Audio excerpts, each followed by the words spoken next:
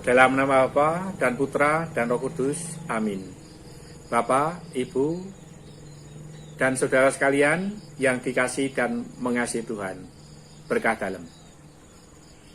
Kali ini saya, umat awam dari Paroki Margansih Kalasan, ingin kembali sharing iman, berbagi pemahaman iman tentang bacaan Injil pada hari ini yang diambil dari Injil Matius bab 13 ayat 31 sampai dengan 35. Kali ini akan berbicara tentang biji sesawi dan juga ragi. Mari kita simak bersama. Yesus membentangkan suatu perumpamaan lain lagi kepada mereka. Katanya, hal kerajaan surga itu seumpama biji sesawi yang diambil dan ditaburkan orang di ladangnya.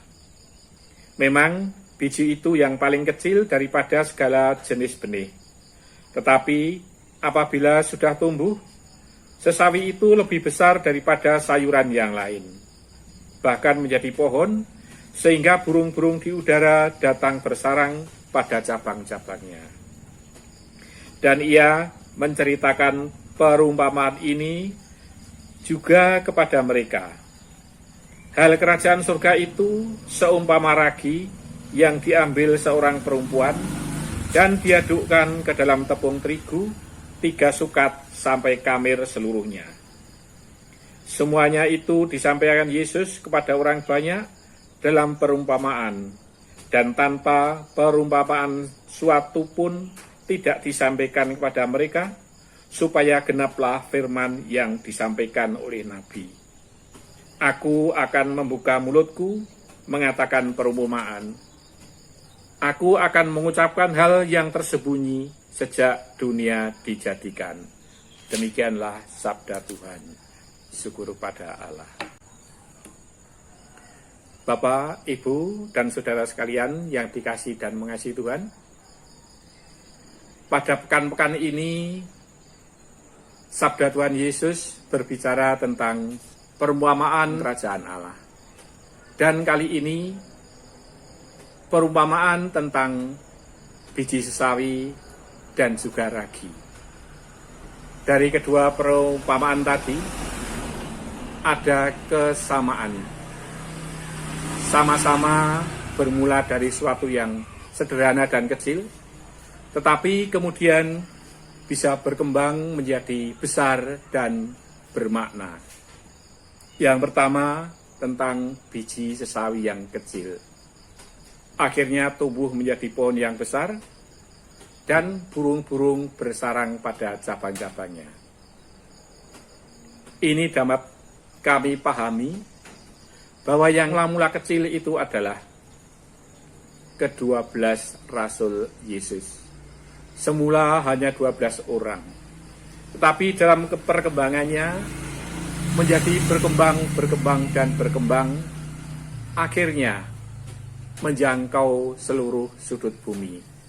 Dan seluruh bangsa dan suku bangsa di dunia ini bernaung di dalam dahan-dahannya.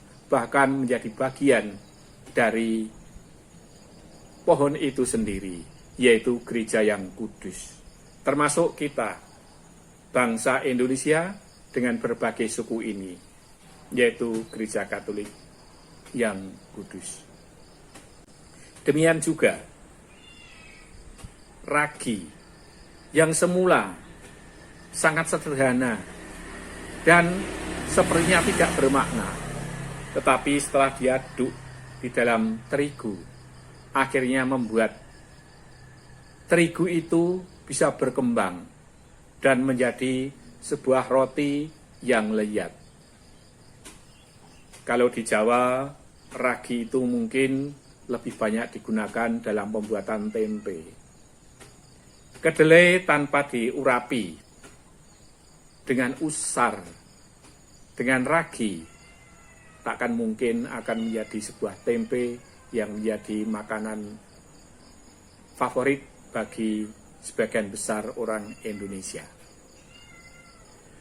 Maknanya adalah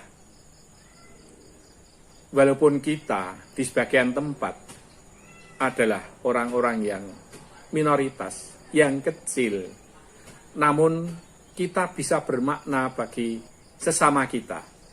Kita bisa berdaya ubah seperti ragi yang berdaya ubah menjadi roti.